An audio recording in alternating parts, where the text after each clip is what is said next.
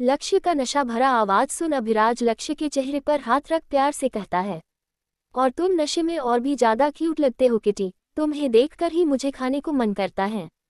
अभिराज का बात सुन मुस्कुराते हुए लक्ष्य कहता है, तो किसका इंतजार कर रहे हो, आप खा जाओ। इतना कहते हुए लक्ष्य अभिराज के होठों के करीब आने लगता है। वही अभिराज लक्ष्य के होठों पर अपनी उंगली रख कहता है, किटी तुम नशे में हो, अभी घर चलो। वही लक्ष्य अपने होठों पर क्यूट सा पाउट बना कहता है, मुझे ऐसा क्यों लगता है आप मुझसे दूर जाने का बहाना ढूंढते रहते हो। लक्ष्य का बात सुन अभिराज के दिल में हल्की सी टीस उठती है, पर प्यार से लक्ष्य के चेहरे को छूते हुए कहता है, तुमने ही तो कहा था जब तक तुम पूरी तरह से कंफर्टेबल नहीं हो जाते मैं तुम्हारे करीब ना आऊं। अभिराज का कहा बात सुन चिढ़ते हुए लक्ष्य नशे भरे आवाज में कहने लगता है, आपको पता है जब आप ऐसे मेरा हर बात मानते हो ना तो आपसे नफरत नहीं बस। इतना कहते हुए लक्ष्य अचानक ही थकान और नशे की वजह से सो जाता है। उसकी पलकों के बीच नींद इतनी गहरी उतर आती है कि वो खुद भी जान नहीं पाता। वही अभिराज उसके मासूम चेहरे को देख हल्की सी मुस्कान लिए लक्ष्य के साइड का दरवाजा को बंद कर खुद जाकर ड्राइविंग सीट पर बैठ जाता और कार स्टार्ट कर लक्ष्य के घर जाने के लिए निकल जाता है। कार में ड्राइव करते वक्त भी उसकी नज़र बार बार रियरव्यू मिरर से लक्ष्य के सोते हुए चेहरे पर चली जाती। उसके होठों की हल्की सी मुस्कान, गालों पर मासूमियत और सांसों की लय, सब कुछ अभिराज को और दीवाना बना रहा था। वो खुद से सोचता रहा, किटी तुम सच में नहीं जानते कि तुम मेरे लिए कितने मायने रखते हो। मैं तुम्हें खो भी नहीं सकता और तुम्हारे बिना जी भी नहीं सकता। दूसरी तरफ आरव अर्जुन से अब परेशान हो चुका था। उसने अर्जुन से चलने को कहा पर अर्जुन इतने नशे में था कि उसे कुछ होश ही नहीं था कि आरव क्या कह रहा है। आरव बार बार अर्जुन को हिलाकर कह रहा था, चलो ना सर प्लीज यहाँ से चलते हैं, देर हो रही है। लेकिन अर्जुन अपनी ही दुनिया में डूबा हुआ था। तभी वहाँ विवान आ जाता है और उन दोनों को अब तक यहीं पर देख आरव के पास जा कहता है, आरव अगर अर्जुन सर नशे में हैं और जा नहीं सकते तो तुम उन्हें यही छोड़ दो, बार में रूम अवेलेबल है। ये सुन आरव के चेहरे पर थोड़ी राहत आती है और खुश होते हुए कहता है, कोई प्रॉब्लम तो नहीं होगा ना। तो मुस्कुराते हुए विवान कहता है, कुछ नहीं होगा, बस तुम अंदर से लॉक कर लेना। वही आरव झट से कहता है, मैं इनके साथ नहीं रुकने वाला। आरव को अच्छे से पता था साथ रुकने का मतलब था आज अर्जुन का दिन बनना, इसलिए वो रुकने से मना कर देता है। उसे मना करता देख अर्जुन, जिसे अब भी थोड़ा बहुत सब अच्छे से समझ आ रहा था, वह गुस्से में खड़ा होता और आरव का हाथ पकड़ विवान की तरफ देख नशे भरे आवाज में कहता है, रूम कहाँ है। इतने जल्दी अर्जुन को खड़ा होता देख मासूम आरव अर्जुन की तरफ देखते हुए कहता है, एक नंबर के धोखेबाज इंसान है ये, सिर्फ नशे में होने का एक्टिंग कर रहे हैं। वही विवान अर्जुन को देख झट से बता देता कि रूम कहाँ है। तो अर्जुन आरव का हाथ पकड़ उसे अपने साथ लिए बार के उसी रूम में चला जाता है और अंदर जा दरवाजे को लॉक कर देता है। वही मासूम आरव का दिल जोरों से धक धक होना शुरू हो गया। उसका मासूम चेहरा डर और बेचैनी से भरा था। एक तो अर्जुन नशे में था, ऊपर से पूरे बार में वहां उन दोनों के अलावा कोई भी नहीं था। ये देख उसे अब अर्जुन से डर लगने लगा था। तो आरव अर्जुन से दूर जा हकलाते हुए कहता है, आप बेड पर सो जाओ, मैं नीचे ही सो जाऊंगा। वही अर्जुन धीरे धीरे आरव की तरफ अपना कदम बढ़ाने लगता है। ये देख आरव भी अपना कदम धीरे धीरे पीछे किए जा रहा था और सीधे जाकर दीवार से टकरा जाता है। वही अर्जुन आरव के बेहद करीब जा उसके दोनों साइड जाने का रास्ता ब्लॉक कर नशे भरे आवाज में कहता है, आज मैं सिर्फ तुम्हारी वजह से इतना ड्रिंक किया हूँ, पेनल्टी तो तुम्हें ही भरना होगा बेबी। अर्जुन का बात सुन आरव के छोटे से दिमाग में कुछ नहीं गया और इस वक्त वो कुछ पूछने के हालत में भी नहीं था। वो तो बस अर्जुन की आंखों में ही घूरे जा रहा था। उसकी सांसें तेज हो चुकी थी, दिल जैसे सीने से बाहर कूद जाने को था। ऐसे घूरता देख अर्जुन से अब बिल्कुल भी कंट्रोल नहीं हो रहा था। तो वह आरव के होठों को सेडिक्टिव छूते हुए कहता है, I want you so bad Aarav, please आज मत रोकना, क्योंकि मैं तुम्हारे साथ जबरदस्ती नहीं करना चाहता हूँ। इतना कहते हुए अर्जुन आरव के चेहरे को पकड़ उसके होठों पर अपना होठ सटा पेशेंटली चूमने लगता है। वही आरव को अर्जुन को दूर करने का कोई फायदा था नहीं, क्योंकि वो इतने नशे में था कि वो आज रुकने ही वाला नहीं था। तो आरव भी अपने आंखों को कस के बंद कर लेता है। वहीं अर्जुन आरव के होठों को किस करते हुए ही बेड पर चला जाता और उसे बेड पर ही लेटा खुद उसके ऊपर चढ़ और भी गहराई से चूमने लगता है। कुछ देर तक उसके होठों को चूमने के बाद उसके गर्दन को भी चूमने लगता है। वही आरव तो बस अपने आंखों को बंद कर लेटा हुआ ही था। गर्दन को बाइट करने के बाद आरव से दूर हो अर्जुन अपने शर्ट का बटन खोलना शुरू कर देता है। ये देख आरव का दिल और जोरों से धड़कने लगता है और गहरा सांस लेते हुए अपने मासूम आवाज में कहता है, अर्जुन सर आप नशे में हो, किसी और दिन करते हैं ना। वही अर्जुन अपना शर्ट निकाल जमीन पर फेंक देता। आरव की टी शर्ट को नीचे से थोड़ा उठा कहा, तुम चाहते हो ना मैं तुमसे बोर हो जाऊं और तुम मुझसे आज़ाद हो जाओ। तो आरव बस अपना सर को हाँ में हिला देता है। तो मुस्कुराते हुए अर्जुन आरव को उठा उसका टी शर्ट को भी निकाल देता है और उसके चेहरे को छूते हुए कहता है, तो जो कर रहा हूँ वो करने दो। इतना कहते हुए अर्जुन वापस से आरव को तकिए पर सुला देता और दोबारा उसके होठों को चूमने लगता है। और होठों को चूमते हुए ही उसके सेंसिटिव पार्ट पर अपना जीभ सटाता है और अपने मुंह के अंदर भर चूसने लगता है। वही आरव का सांस और भी तेज हो चुका था और अपने आंखों को बंद कर पूरी तरह से अर्जुन के प्यार में खो जाता है। वही अर्जुन उसके पूरे शरीर को चूमते हुए उसके जीन्स के पास चला जाता है और आरव का बेल्ट खोल निकाल देता है और जिप खोलने को था तभी आरव अर्जुन का हाथ पकड़ उदास हो कहता है, इसके लिए मैं रेडी नहीं हूँ अभी सर। आरव का डरा हुआ चेहरा देख अर्जुन उससे दूर हो आरव के बगल में ही लेट जाता है, अपने आंखों को बंद कर वो भी बिना आरव की तरफ एक नज़र देखे। वही आरव को भी पता नहीं क्यों पर बहुत बुरा लग रहा था अर्जुन का ऐसे दूर हो जाना, तो वह अर्जुन की तरफ अपने नम आंखों से देखते हुए कहता है, सॉरी सर, पर उसके लिए अभी मैं रेडी नहीं हूँ। आरव को लगा कि अर्जुन सो चुका है, तभी अर्जुन अपने आंखों को खोल आरव की तरफ देख अपना हाथ उसके सर के नीचे रख देता और आरव के करीब जा कहता है, कोई बात नहीं, फर्स्ट टाइम है न इसलिए धीरे धीरे आदत हो जाएगा। अर्जुन का बात सुन आरव को बहुत सुकून मिल रहा था तो कुछ सोचते हुए कहता है, आप कितनी लड़कियों के साथ ही कर चुके हो। वही अर्जुन वापस से अपने आंखों को खोल कहता है, कहा तो था बहुत सारी, तो दोबारा क्यों पूछ रहे हो। अर्जुन का जवाब सुन आरव फिर से कहता है, तो आपको अच्छा किसके साथ लगता है, उन लड़कियों के साथ या। इतना कहते हुए वो रुक जाता है। वही अर्जुन क्रूर मुस्कान के साथ कहता है, तुम्हारे साथ क्या कहा हूँ, एक बार कर लूँ फिर जवाब दूंगा। इतना कहते हुए अर्जुन आंखों को बंद कर सो जाता है। वही आरव अपने मन में ही कहता है, सब कुछ तो कर ही लिया है और अब क्या करना बाकी है। तो अर्जुन आंखों को बंद किए हुए ही कहता है, तुम सो रहे हो या करके बताऊं क्या करना बाकी है। अर्जुन का बात सुन आरव झट से अपने आंखों को बंद किए कहता है, सो ही तो रहा हूँ। आरव का बात सुन अर्जुन के होठों पर मुस्कान छा जाता है। दूसरी तरफ अभिराज भी लक्ष्य को अपने साथ लिए लक्ष्य के घर पर पहुंच जाता है, फिर चाबी से दरवाजा को खोल उसे अंदर ले जा उसके बेड पर सुला देता है। सुलाने के बाद अभिराज लक्ष्य के जूते को निकाल कोने में रख देता है, फिर लक्ष्य के करीब जा प्यार से कहता है, किटी चेंज कर लो फिर सो जाना। वही लक्ष्य जो काफी नशे में था वो अपना आंख खोल मुस्कुराते हुए कहता, आप चेंज कर दो। वही अभिराज लक्ष्य के चेहरे को प्यार से छूते हुए कहता है, अगर मैं चेंज करूंगा तो आज रात तुम्हारे सेफ्टी की गारंटी नहीं ले पाऊंगा। ये सुन लक्ष्य उठकर बेड पर बैठ जाता है और अभिराज के सीने पर अपना हाथ रख कहता है, अभिराज सर आप मुझे इतने अच्छे क्यों लगते हो। तो अभिराज कहता है, क्या क्या अच्छा लगता है तुम्हें मुझ में। तो लक्ष्य मुस्कुराते हुए उसके आंखों को छूते हुए कहता, ये आपकी आंखें बहुत ब्यूटीफुल है। फिर अभिराज के चेहरे को छूते हुए कहता है, आपका फेस बहुत अट्रैक्टिव है और आपकी ये बाल बिल्कुल किसी प्रिंस की तरह हैं। इतना कहते हुए लक्ष्य अभिराज के बाहों में सुकून से अपने सर को रख लेता है और उदास हो कहता है, पता नहीं क्यों सर पर अब आपसे दूर नहीं रहा जाता, बहुत तकलीफ होती है जब आपसे दूर जाता हूँ तो, और सच कहूँ तो मैं आपको खोना नहीं चाहता हूँ। लक्ष्य का बात सुन अभिराज का दिल भी भर आता है। वो लक्ष्य को कस के पकड़ लेता है और उसके बाल को प्यार से सहलाते हुए कहता है, किटी मैं भी तुम्हें खुद से दूर कभी जाने नहीं दूंगा, तुम्हें पाने के लिए जो कुछ भी करना पड़े वो करूंगा। वही लक्ष्य तब तक वापस से सो जाता है। तो अभिराज लक्ष्य के जैकेट को निकाल बैग के साइड में ही रख देता है, उसे तकिए पर सुला उसके जीन्स के बैग को भी निकाल देता है। वही लक्ष्य छोटे बच्चों की तरह अपना पैर एक दूसरे के अंदर घुसा सो जाता है।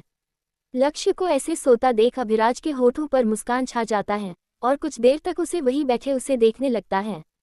उसके चेहरे की मासूमियत को देखते हुए अभिराज के अंदर का जुनून और भी गहरा हो रहा था। कुछ देर तक देखने के बाद वह खड़ा होता और लक्ष्य का फ़ोन ले उसे खोलता। फ़ोन में पासवर्ड लगा था, वो भी हाई लेवल का सिक्योरिटी के साथ, जिसे खोलना किसी आम इंसान के बस का बात नहीं था। ये देख अभिराज क्रूर मुस्कान के साथ उसके फ़ोन को हैक कर उसके पासवर्ड को अनलॉक कर देता है।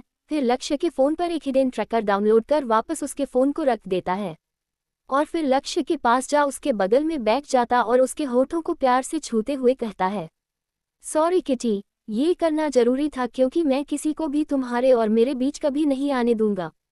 और थोड़ा गुस्सा हो कहता है, और जो आएगा उसे मैं जिंदा नहीं छोड़ूंगा, उसका वो हालत करूंगा कि अभिराज के नाम से भी डरे।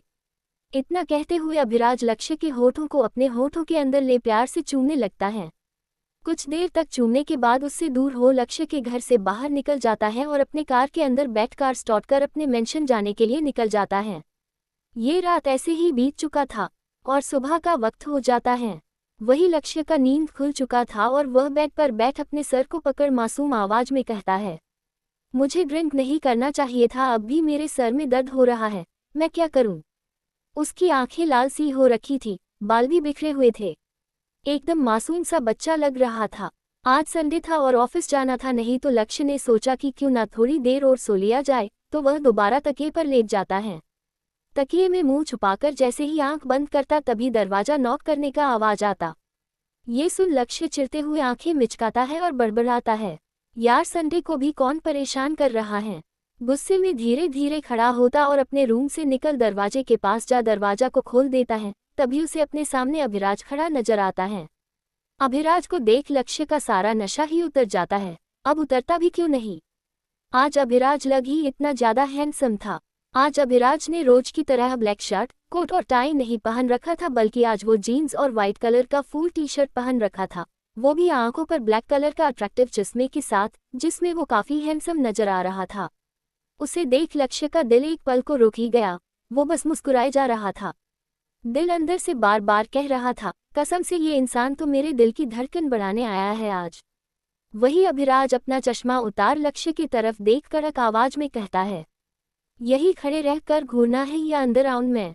वही लक्ष्य झट से साइड हट जाता है तो मुस्कुराते हुए अभिराज घर के अंदर चला आता। लक्ष्य एक लंबा गहरा सांस लेते हुए खुद में ही कहता है, ये आदमी किसी दिन मुझे हार्ट अटैक दिलवा कर रहेंगे। तभी उसके कानों में अभिराज का कड़क आवाज पड़ता, तुम अंदर आ रहे हो या मैं ही तुम्हारे पास आऊं। लक्ष्य दरवाजा को बंद करते हुए कहता है, बस आया। अभिराज सोफे पर आराम से बैठ जाता है तो लक्ष्य उसके सामने खड़ा हो अपने मासूम आवाज में कहता है, आप इतना सुबह क्यों आए हो, आज तो ऑफिस भी नहीं है। तो अभिराज क्रूर मुस्कान अपने होठों पर लिए कहता है, ऑफिस नहीं है इसलिए तो आया हूँ।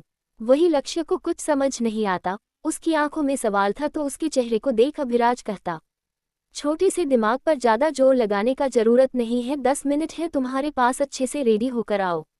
लक्ष्य थोड़ा पास आकर हकलाते हुए कहता है, पर क्यों। लक्ष्य को इतने करीब देख अभिराज झट से उसका हाथ पकड़ अपने गोद में खींच लेता है और उसके कान के पास झुककर धीमे मगर सेडिक्टिव आवाज में कहता है, क्योंकि हम डेट पर जा रहे हैं।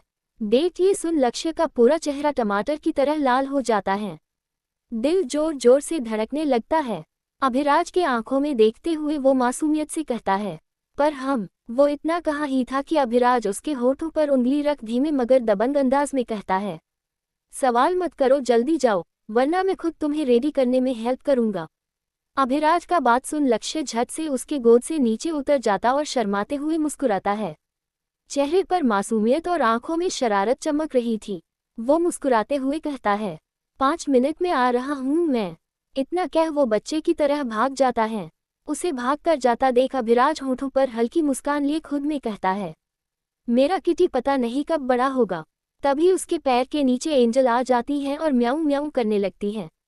तो अभिराज एक हाथ से एंजल को उठा उसे घूरते हुए कड़क आवाज में कहता, मैं तुम्हारा ऑन हूँ और जैसा मैं कहूँगा तुम बिल्कुल वैसा ही करोगी। अभिराज का कड़क आवाज सुन एंजल उसे घूरने लगती है गुस्से में। वही अभिराज कहता है, अगर मेरा किटी तुम्हारे पास आए तुम्हें गोद में उठाए तो तुम उससे दूर चली जाना, और हाँ तुम्हें घर दिया हूँ ना उसी में सोना, मेरे किटी के बेड पर उसके बगल में मत सोना, समझी। एंजल समझ तो सब गई थी, पर उसे अभिराज का कहा बात सुन गुस्सा आ रहा था और वो गुस्से में आंखें तरेरते हुए जोरों से म्याऊं म्याऊं करना शुरू कर देती है। एंजल का आवाज सुन परेशान हो लक्ष्य बाहर आता है, वो भी अपने मुंह के अंदर ब्रश डाले हुए, और अभिराज को एंजल को ऐसा उठाता हुआ देखता है। लक्ष्य की नज़र जैसे ही अभिराज और एंजल पर पड़ती, उसकी आंखें चौड़ी हो जाती हैं और वो तुरंत भाग कर आता है। डरते हुए अभिराज एंजल को नीचे उतार देता। वही एंजल भागकर लक्ष्य के पास चली जाती है और लक्ष्य एंजल को गोद में उठा ब्रश को मुंह के अंदर डाले हुए ही कहने लगता है, आप एंजल को ऐसे क्यों उठा रहे हो। पर ब्रश मुंह के अंदर होने के कारण अभिराज को बस ओ आ ही सुनाई दे रहा था। तो चिढ़ते हुए अभिराज कहता है, क्या बोल रहे कुछ समझ नहीं आ रहा, जाओ जल्दी फ्रेश होकर आओ। तो चिढ़ते हुए लक्ष्य हुआ कहते हुए एंजल को लिए अंदर चला जाता है।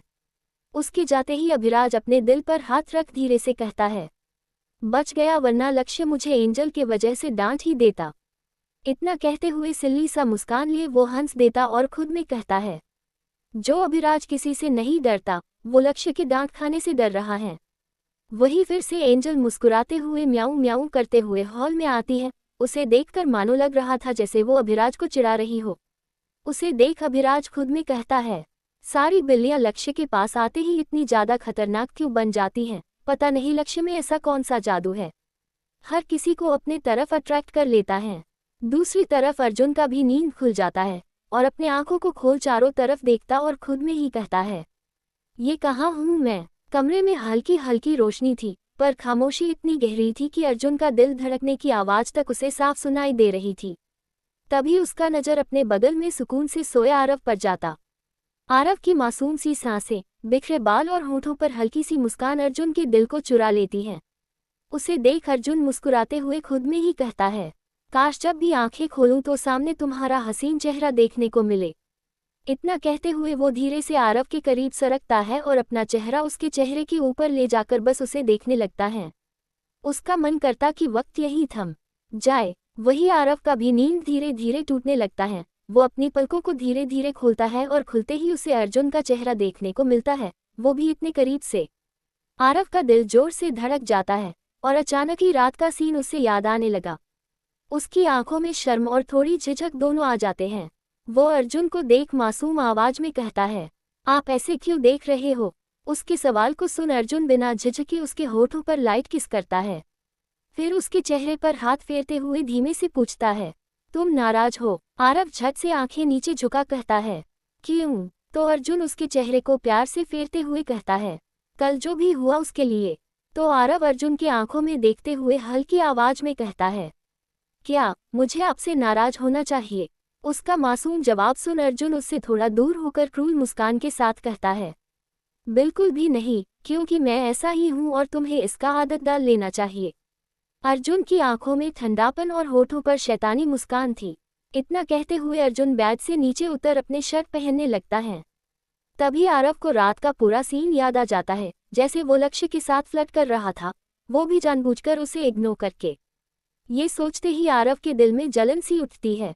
ये याद कर आरव भी बेड पर बैठ जाता और अर्जुन की तरफ देख गंभीर होकर कहता है, आपने कल एक भी सवाल का जवाब क्यों नहीं दिया, और नशे में आपने ऐसा क्यों कहा कि आप मेरे वजह से हार गए। आरव का मासूम सवाल सुन अर्जुन उसके पास आता है और कड़क आवाज में कहता है, तुम्हारे सवाल का जवाब मैं देना जरूरी नहीं समझता, कपड़े पहनो और चलो, मुझे अभिराज से मिलने जाना है। इतना कहते हुए अर्जुन जाने को होता है, तभी आरव उसका हाथ पकड़ लेता। उसकी आंखों में गुस्सा और दर्द दोनों थे। वो चिढ़ते हुए कहता है, सिर्फ आपको लोगों की मजबूरी का फायदा उठाना आता है न, सिर्फ आप सबके साथ वो सब करना चाहते हो जैसे आप मेरे साथ कर रहे थे। आरव का बात सुन अर्जुन उसकी आंखों में झुककर देखता और बेहद नजदीक आकर कहता है, सही कहा तुमने, मैं ऐसा ही हूँ, मुझे सिर्फ वो सब करने से सुकून मिलता है। ये सुन आरव की आंखें भर आती हैं। वो गुस्से में अर्जुन का कॉलर पकड़ कहता है, आपको मेरे साथ जो करना है करो, पर मेरे लक्ष्य के साथ कुछ मत करो। लक्ष्य का नाम सुन अर्जुन की आंखों में अलग सी चमक आती है। वो हल्की हंसी दबाकर कहता है, मैंने उसके साथ कब क्या किया। वही आरव चिढ़ते हुए कहता है, इनोसेंट बनने की कोशिश मत करो, आपने कल लक्ष्य को किस किया था और फ्लर्ट भी कर रहे थे आप उसके साथ। आरव का पूरा बात सुन अर्जुन धीरे से उसका हाथ अपने कॉलर से हटाता और उसके हाथ को मजबूती से पकड़ क्रूर मुस्कान के साथ कहता है, क्यों, मुझे किसी और के साथ देखकर अच्छा नहीं लगा तुम्हें। आरव अर्जुन की आंखों में देख हकलाते हुए कहता है, ऐसा कुछ नहीं है, बस आपको किस नहीं करना चाहिए था लक्ष्य को। तो अर्जुन मुस्कुराते हुए उसके सीने पर हाथ रख हल्के से छूते हुए कहता है, मैं किसी को भी किस करूं, तुम्हें कोई फर्क नहीं पड़ना चाहिए स्वीट हार्ट। आरव का दिल जैसे जोर से कसकर मरोड़ दिया गया हो, आंखों में पानी सा भर आया था। वो चिढ़ते हुए कहता, डॉक्टर नमन ने सिर्फ मेरा हाथ पकड़ा तो आपको इतना गुस्सा आ गया, पर आपने तो लक्ष्य को किस किया तो मुझे। इतना कहते कहते वो चुप हो जाता। उसकी आंखें अर्जुन से चुराने लगती हैं। वही अर्जुन क्रूर मुस्कान के साथ झुककर उसके कानों के पास कहता, अगर तुम्हें भी गुस्सा आया हो तो तुम भी मुझे वैसा ही पनिशमेंट दो जैसा मैंने तुम्हें दिया था। फिर उसकी आंखों में गहराई से देखते हुए उसके होठों के बेहद करीब जाकर कहता, किसके बदले किस। ये सुन मासूम आरव का दिल जोर जोर से धड़कना शुरू हो जाता है, उसका चेहरा लाल हो जाता है, उसके होठ कांप रहे थे। अर्जुन उसकी सांसों को महसूस कर सकता था। वही अर्जुन उसे किस करने ही वाला था कि अचानक दरवाजे पर एक स्टाफ नॉक करती है। तो चिढ़ते हुए अर्जुन उससे दूर हो जाता और कड़क आवाज में कहता, कौन है। अर्जुन का कड़क आवाज सुन बाहर खड़ी वो स्टाफ डर जाती और धीरे से कहती, वो सर, रूम का सफाई करना है। तो अर्जुन के कहने से पहले ही आरव झट से कह देता, हाँ बस 2 मिनट खोल रहा हूँ। इतना कह वो अर्जुन को खुद से दूर कर लेता और जल्दी से अपना टी शर्ट पहनकर दरवाजा को खोल देता और घबराए हुए कदमों से भागता हुआ रूम से बाहर की तरफ चला जाता है। उसके जाते ही अर्जुन गुस्से और चाहत दोनों से भरे सुर में खुद से कहता, तुम्हें तो मैं अपना बना के रहूंगा आरव, चाहे मुझे कुछ भी क्यों ना करना पड़े। इतना कहते हुए अर्जुन अपनी आंखों में एक खतरनाक चमक लिए फोन निकालता है और अभिराज को कॉल लगाता है। वही अभिराज जो लक्ष्य के घर पर बैठा था वह कॉल उठाकर हल्की मुस्कान के साथ कहता, सो कैसा रहा आरव के साथ पूरा रात।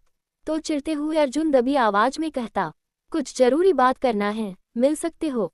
अर्जुन का बात सुन अभिराज झट से कहता, बिजी हूँ, कल बात करते हैं। इतना कह वो फोन काटने ही वाला था तभी अर्जुन परेशान हो कहता, इम्पोर्टेंट है अभी। उसका सुन अभिराज चिढ़ते हुए कहता, फाइन, रात को बात करते हैं। तो अर्जुन भी ओके कहते हुए कॉल काटने ही वाला था। तभी अभिराज के पास आ लक्ष्य कहता, मैं रेडी हूँ, चलिए। लक्ष्य का आवाज सुन अर्जुन क्रूर मुस्कान के साथ कहता, तुम मेरे क्यूट बॉय को कहाँ लेकर जा रहे हो अभी। मेरा क्यूट बॉय। ये सुन अभिराज को बहुत गुस्सा आने लगा और वो लक्ष्य की तरफ देख कड़क आवाज में कहता है, तुम कार में जाकर वेट करो, मैं आता हूँ। तो लक्ष्य भी अपने सिर को हाँ में हिलाते हुए बाहर निकल जाता है। उसके जाते ही अभिराज खड़ा हो गुस्से भरे आवाज में कहता, दोबारा मेरे किटी को अपना कहने की कोशिश मत करना, वैसे भी कल तुम ऑलरेडी लिमिट क्रॉस कर चुके हो। इतना कहते हुए अभिराज गुस्से में फोन को काट देता है और खुद भी बाहर निकल जाता है। फिर ड्राइविंग सीट पर बैठ कार को स्टार्ट कर वहां चला जाता है। वही अर्जुन अभिराज का बात सुन मुस्कुराने लगता और मुस्कुराते हुए ही कहता, कभी लगा नहीं था अभिराज किसी के लिए इतना ऑब्सेस्ड हो जाएगा। उसके चेहरे पर एक हल्की शैतानी भरी संतुष्टि थी, जैसे उसे अभिराज की कमजोरी पता चल चुकी हो। इतना कह वो भी बार से बाहर आ चुका था। वही आरव को उसके कार के सामने खड़ा ना देख परेशान हो इधर उधर उसे ढूंढने लगा, पर आरव कहीं भी नहीं था। तो वह अपना फोन निकाला और उसे कॉल किया, पर उसका फोन भी स्विच ऑफ बता रहा था। अर्जुन की आंखों में बेचैनी साफ झलक रही थी। उसे समझ नहीं आ रहा था कि आरव उसे बिना बताए आखिर चला कहाँ गया। कुछ देर तक सोचने के बाद उसके दिमाग में ख्याल आया कि शायद वो हॉस्पिटल गया होगा, तो ज्यादा ना सोचते हुए हॉस्पिटल जाने के लिए निकल जाता है। दूसरी तरफ लक्ष्य, जिसका नजर सिर्फ अभिराज के लुक्स पर ही था, उसकी आंखें बार बार अभिराज के चेहरे की तरफ खींची जा रही थी। तभी अभिराज लक्ष्य की तरफ देख कड़क आवाज में कहता, अगर कुछ कहना है तो कह सकते हो, घूरने का जरूरत नहीं है। वही लक्ष्य अपने आंखों को इधर उधर देखते हुए कहता, मैं आपको नहीं देख रहा, बस सोच रहा कि आप मुझे कहाँ लेकर जा रहे हो। उसका सवाल सुन अभिराज कहता, मूवी देखने चल रहे हैं हम। मूवी? ये सुन लक्ष्य चाहते हुए कहता, वाह, कौन सा मूवी। उसकी आंखें चमक रही थी जैसे कोई बच्चा अपनी पसंदीदा टॉफी देख ले। वही अभिराज झट से कहता, जो तुम देखना चाहो वही देख लेंगे। तो लक्ष्य अपना फोन निकाल देखने लगता कि इस वक्त हॉल में कौन सा मूवी लगा होगा और क्या देखना चाहिए। उसके एक्साइटमेंट को देख अभिराज बस उसे ही देखने लगता है। उसकी मासूम हंसी, चमकती आंखें और छोटी छोटी हरकतें, सब कुछ अभिराज के दिल में कहीं गहराई तक असर डाल रही थी। दूसरी तरफ पाखी ऋषभ के मेंशन के बाहर अपनी स्कूटी को रोकते हुए खुद में कहती, मैं यहाँ अपने पेंडेंट को ढूंढने आ तो गई हूँ, पर अंदर जाकर दोबारा उस साइको को देखने का हिम्मत नहीं है। बेवजह मुझ पर चिल्लाता रहता है, मेरे इतने क्यूट होने के बाद भी। खुद में इतना कहते हुए पाखी अपनी स्कूटी को उसके बड़े से गेट के सामने पार्क कर उतरकर सामने जाती है। तभी गेट के सिक्कने खड़े 2 गार्ड पाखी को रोकते हुए कड़क आवाज में कहता, आप कौन हैं? आपको अंदर भेजने का परमिशन नहीं है हमारे पास। ये सुन पाखी अपने मासूम आवाज में कहती, मैं पाखी हूँ और बस यहाँ अपना पेंडेंट को ढूंढने आई हूँ, प्लीज भैया अंदर जाने दो ना।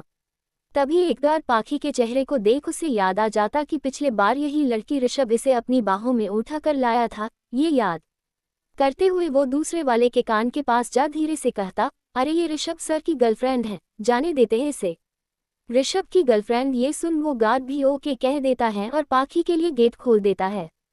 तो मुस्कुराते हुए पाखी उन दोनों को थैंक यू कहते हुए अंदर जाने लगती। मेंशन बहुत बड़ा था और बाहर बड़ा सा गार्डन था जहां सुंदर सुंदर फूल लगे थे। फूल को देख पाखी का मन तो कर रहा था कि वो सारे फूल को तोड़कर अपने साथ ले जाए। बाहर का नजारा को देखते हुए पाखी अंदर की तरफ जाने लगती और अपने दिल पर हाथ रख कहती रहती, हे भगवान बस वो साइको ना हो घर पर। ये कहते हुए पाखी हॉल में आ चुकी थी।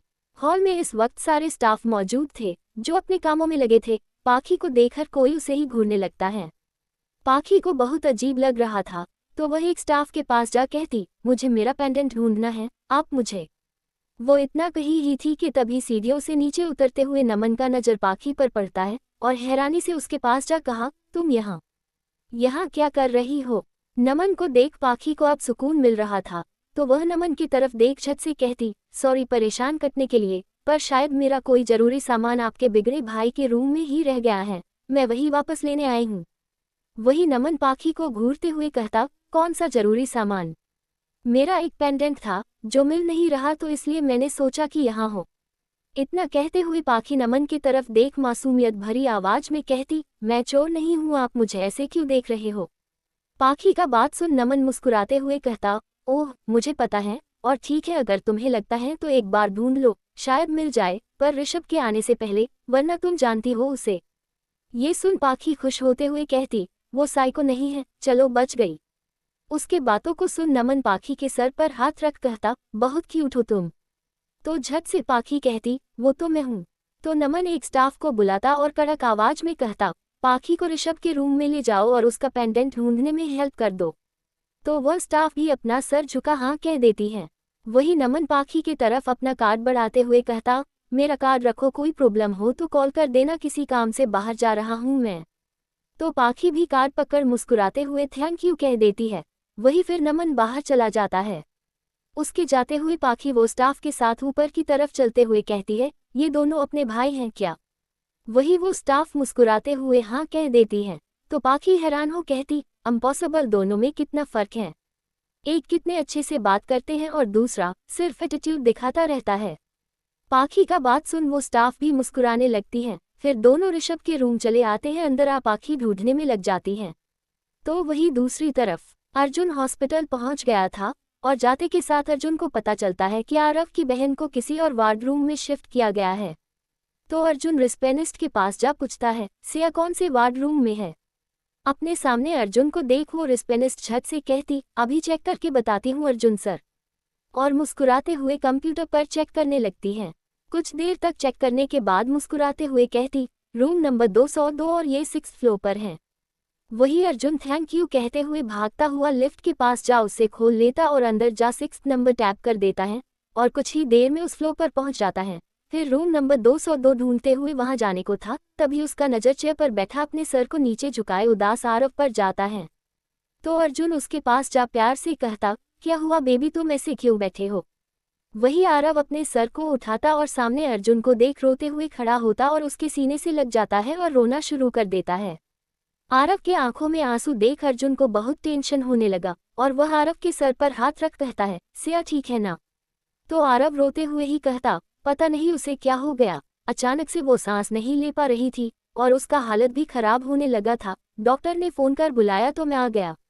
आरव का बात सुन अर्जुन उसे दूर कर उसकी आंखों से बहते आंसू को पूछते हुए कहता, डॉक्टर नमन ने बुलाया। वही आरव झट से कहता, नहीं वो यहाँ नहीं है, पर शायद वो आते ही होंगे। ये सुन अर्जुन गुस्से में अपना फोन निकाल नमन को कॉल करता है। गुस्से में कहता, तुम्हारा काम है अपने पेशेंट का ख्याल रखना, वो करने की जगह कहाँ हो तुम। एक तो वैसे भी वो अर्जुन से चिढ़ा हुआ था और अब उसका बकवास बात सुन नमन को और गुस्सा आने लगा था। तो वह चिढ़ते हुए ही कहता, आज मैं किसी काम से बाहर जा रहा, कुछ काम है। तो गुस्से में अर्जुन कहता, जहाँ भी हो 10 मिनट में आओ, सिया की तबीयत ठीक नहीं है। इतना कहते हुए अर्जुन फोन काट देता है। ये सुनते ही नमन अपने कार को वापस पीछे कर हॉस्पिटल की तरफ जाने लगता है। दूसरी तरफ अभिराज लक्ष्य को लेकर हॉल न ले जाते हुए उसे लेकर एक बड़े से स्टेडियम में आ जाता है और कार को रोक बाहर निकलने को था तभी लक्ष्य अपने मासूम आवाज में कहता, हम यहाँ क्यों आए हैं, आपने तो कहा था कि हम मूवी देखने जा रहे हैं। वही अभिराज लक्ष्य को देख कड़क आवाज में कहता, अंदर चलो फिर बताता हूँ। इतना कहते हुए अभिराज कार से उतर जाता है। वही लक्ष्य भी तब तक उतर गया था। फिर अभिराज अंदर की तरफ जाने लगता है। वही लक्ष्य भी अभिराज के पीछे पीछे चल देता है।